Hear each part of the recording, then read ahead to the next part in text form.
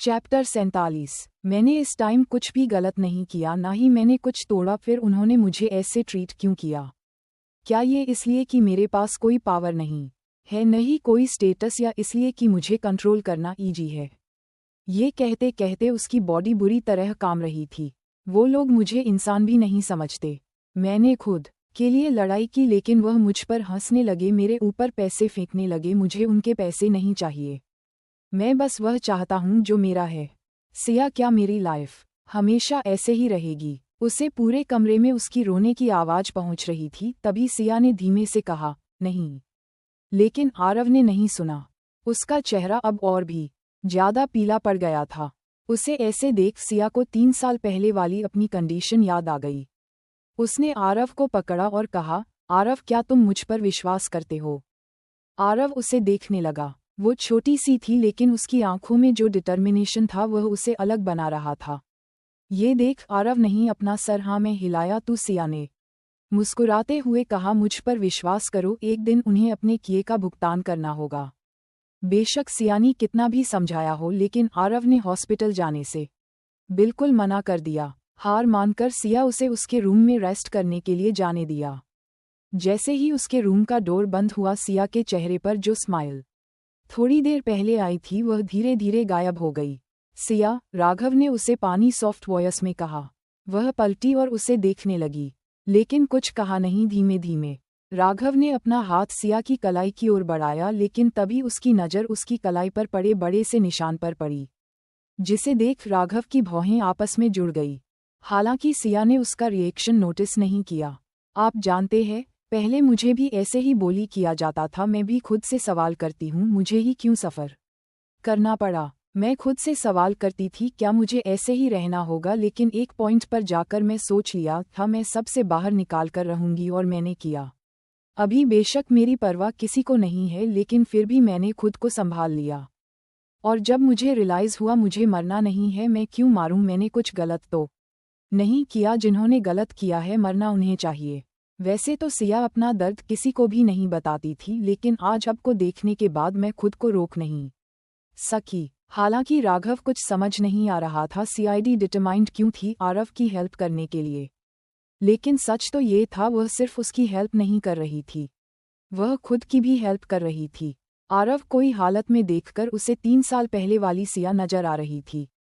वह भी चाहती थी कोई उसकी मदद करे, कोई उसे बचाए। उसने बहुत कुछ झेला था, लेकिन उसकी हेल्प करने के लिए कोई नहीं आया। लेकिन आरव के साथ वह है। बेशक उसके पास कुछ भी नहीं है, फिर भी आरव को बचाने के लिए तैयार थी। राघव उसके पास आया और बोला, तो मेरी स्पेन बोल्ट मत हो, मैं इन सबको देख लूंगा। उसे तुरंत मना करते हुए कहा, नहीं मिस्टर शेखावत, इससे काम नहीं चलेगा। सिया के अकॉर्डिंग उसने पहले से ही राघव के बहुत एहसान ले लिए हैं, अब वह इस मैटर में उसे और नहीं खदेड़ना चाहती थी। यह मेरी प्रॉब्लम है और मुझे ही देखना होगा, मैं हमेशा तो आपकी हेल्प नहीं ले सकती ना। एक न एक दिन मुझे अपनी प्रॉब्लम से लड़ना सीखना होगा। ये कहते हुए वह हल्की सी स्माइल देने लगी, लेकिन अंदर ही अंदर वह खुद से लड़ रही थी। उसने राघव से कहा, आप मेरे लिए उसे क्लब की इन्वेस्टिगेशन करवा दीजिए, यही मेरे लिए बहुत बड़ी हेल्प होगी। सिया को पता था राघव को आरव कुछ खास पसंद नहीं है, और अगर वह हेल्प कर रहा है तो सिर्फ अपनी बात का मन रखने के लिए। हालांकि कभी राघव के बारे में ज्यादा नहीं सोचा था, लेकिन आज उसे रियलाइज हो गया राघव को अप्रोच करना इजी है, लेकिन हकीकत इससे कोसों दूर है। क्योंकि था तो उसका ऑनलाइन फ्रेंड फ्लावर। सिया को अपनी बात पर अड़ा हुआ देखकर राघव ने ज्यादा फोर्स करना ठीक नहीं समझा और कहा, ठीक है, जब मुझे इन्फॉर्मेशन मिल जाएगी मैं बता दूंगा, लेकिन प्लीज कोई भी गलत कदम मत उठाना। देखो, अगर तुमको चाहती हो तो मुझे बता सकती हो। बेशक मैं तुम्हारा टीचर हूँ, लेकिन मैं तुम्हें प्रोटेक्ट कर सकता हूँ। अगर कोई जो राघव की हकीकत जानता है उसने ये शब्द सुन लिए तो वह शौक से ही मर जाएगा। राघव किसी को प्रोटेक्ट करने का सोचता भी नहीं है। राघव का ऑफर सुनकर सिया ने कहा, तो फिर तुम मुझे आपको एडवांस में थैंक यू बोलना चाहिए मिस्टर शेखावत।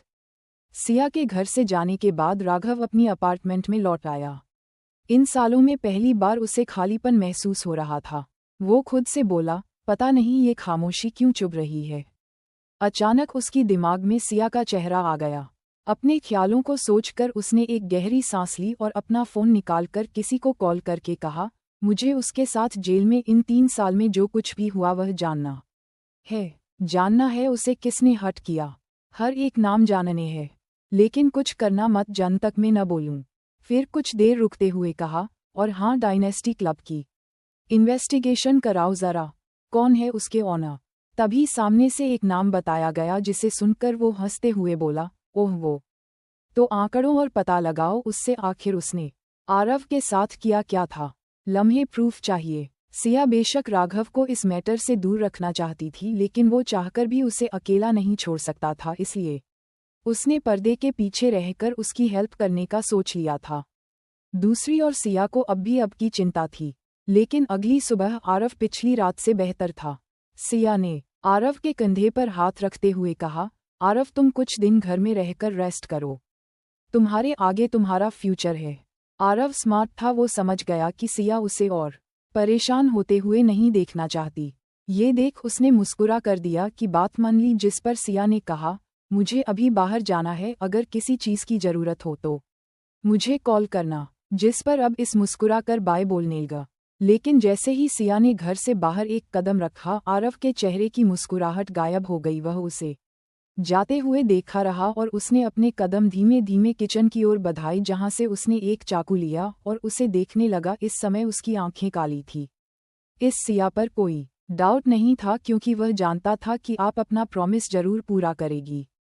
लेकिन लास्ट नाइट जो कुछ उसके साथ हुआ, उसके बाद उन लोगों ने उसे वार्निंग दी थी कि आगे जो कुछ भी होगा वह उसके साथ न होकर सिया के साथ होगा। ये याद आते ही अब ने अपने दांत पीसते हुए कहा, पिया पहले ही बहुत कुछ सफ़र कर चुकी है, मैं उसे और सफल नहीं करने दूंगा। यह मेरा रिवेंज है, मेरी फाइट है, उसकी नहीं। ये कहते ही उसने अपनी पकड़ चाकू पर टाइट कर दी और उसे अपनी पॉकेट में रख लिया। जैसे ही वह घर से बाहर जाने वाला था, तभी दरवाजे पर राघव से टकरा गया। राघव को देखकर आरव अपनी जगह जम गया और उसने अपना सिर नीचे कर लिया और उसे ग्रीट करते हुए वहां से चला गया। राघव भी उसे ऐसे जाता देख चौंक गया। अचानक उसकी नज़र राघव की पॉकेट पर चली गई। उसने अपने दंत भींच लिए और गुस्से से देखते हुए कहा, इडियट। जबकि सिया को कोई आइडिया नहीं था कि आरव क्या करने वाला है। वो तो उस रेस्टोरेंट में आई थी जिसका जिक्र कबीर ने किया था। जैसे ही उसने रेस्टोरेंट में कदम रखा, सबसे पहले उसकी मुलाकात मोहन और कीर्ति से हुई। वो दोनों पहली बार इस तरह की जगह पर आए थे। वो दोनों थोड़ा अनईजी फील कर रहे थे। वही कीर्ति को डर लग रहा था कहीं वो किसी गलत चीज़ को न छू ले। जैसे ही उन दोनों की नज़र सिया पर पड़ी, वह दोनों रिलैक्स हो गए और दौड़ते हुए उसके पास आकर बोल, सिया। जबकि सिया ने उन दोनों को पूरी तरह इग्नोर कर दिया, जिसे देखकर कीर्ति का चेहरा मायूस हो गया। मोहन का भी कुछ ऐसा ही हाल था, लेकिन उसने अपने चेहरे के एक्सप्रेशंस को जल्द ही कवर कर लिया और बोला, चलो मल्होत्रा परिवार ने कुछ तो सोचा। आखिर इतने सालों तक हमने उनकी बेटी को पालकर बड़ा किया है। ये सुनकर सिया उसको कोई जवाब देने वाली थी, उससे पहले ही प्राइवेट रूम का दरवाजा खुल गया। पूरी मल्होत्रा फैमिली बाहर आए। सबसे आगे धनराज और सुप्रिया, उनके पीछे काव्या, कबीर, वीर और शिवान थे। उन लोगों के हाथ में कुछ गिफ्ट्स और फूलों के बुके थे और वो सभी मुस्कुरा रहे थे। लेकिन जैसे ही काव्या की नज़र सिया पर पड़ी, उसकी की स्माइल गायब हो गई। लेकिन उसने जल्द ही रिकवर कर लिया। अगले ही पाल जैसे ही उसकी नज़र मोहन और कीर्ति पर पड़ी, उसके चेहरे का रंग उतर गया। सिया धीमे धीमे सब नोटिस कर रही थी और मुस्कुरा रही थी। अगले ही पल उसने कीर्ति और मोहन से कहा, आप लोग अपनी बेटी को बहुत मिस करते होंगे ना, चलो मिल लो, यही है। उसने काव्या की ओर इशारा करते हुए कहा, जिसे सुनकर वहां का माहौल शांत हो गया और सबके चेहरे की एक्सप्रेशन बदल गए। वीर से कंट्रोल नहीं हुआ और उसने सिया को देखते हुए कहा, ये क्या बकवास कर रही हो। सिया ने एक नज़र उसे देखा और बोली, मैंने कुछ गलत बोल दिया क्या? पर सच तो यही है कि ये लोग मिस काव्या के रियल पेरेंट्स हैं। इसीलिए तो तुम लोगों ने इनवाइट किया है, ताकि सब मिल सके और बैठकर खाना खा सके। तो ये परफेक्ट टाइम है बिछड़े हुए को मिलाने का। वीर का चेहरा गुस्से में लाल हो गया। वह न करना चाहता था, लेकिन शब्द उसके गले में ही अटके रह गए। Dhanraj head of the chair पर बैठे थे, उनकी भी भौहें आपस में जुड़ गई थी। और एक धीमी आवाज में बोले, सिया सही कह रही है। किस्मत ने हमें जोड़ा है। आइए साथ बैठकर खाना खाते हैं। ये कहते हुए धनराज की आवाज शांति थी, लेकिन उसकी आंखें पूरे रूम को स्कैन कर रही थी। तभी वह बोला, दादी कहाँ है?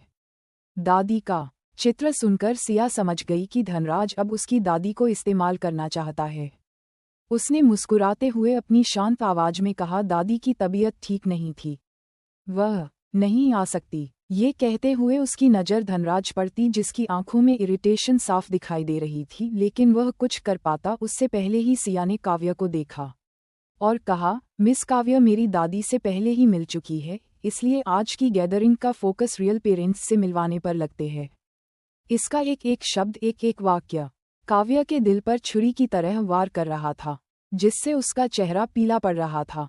ये सब सुप्रिया देख रही थी। अपनी बेटी को ऐसे परेशान होते देखा सुप्रिया ने कहा, हम फैमिली हैं, इसमें रियल पेरेंट्स जैसा कुछ नहीं है, तुम और काव्य दोनों ही हमारी बेटियां हो। ओह लेकिन ये तो सही नहीं है ना, सिया ने सुप्रिया की ओर तिरछी नज़र से देखते हुए कहा। मेरा मतलब है, जैसे मिस्टर मोहन और मैडम कीर्ति को पैसे की ज़रूरत है तो उन्हें काव्य से मांगना चाहिए, मुझे नहीं। अगर हमें कोई प्रॉब्लम है तो उनकी हेल्प काव्य को करनी चाहिए, ना कि मुझे। तो ये लोग मुझे बार बार कॉल करके परेशान क्यों करते हैं? और अगर मोहन ड्रिंक करके वायलेंस करता है तो वो भी। ये कहते हुए सिया ने जानबूझकर अपनी बात अधूरी छोड़ दी। अब क्या करेगी सिया, जानने के लिए सुनते रहिए मेरी कहानी का अगला एपिसोड और कमेंट करके बताइए मेरी स्टोरी आप लोगों को कैसी लगी। लाइक कीजिए, शेयर कीजिए, कमेंट कीजिए और सब्सक्राइब करना ना भूलिए।